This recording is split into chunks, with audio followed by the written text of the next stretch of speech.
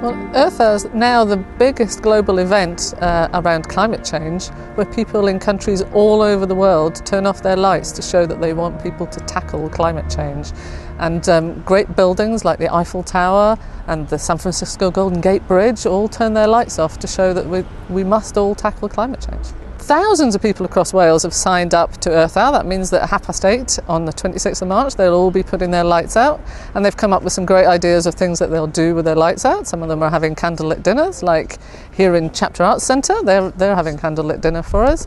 But also buildings all the way from the Senedd in Cardiff Bay to Carnarvon Castle are turning their lights off, and Cardiff County Hall and the big clock tower in Newport all turning their lights off to show they want action on climate change.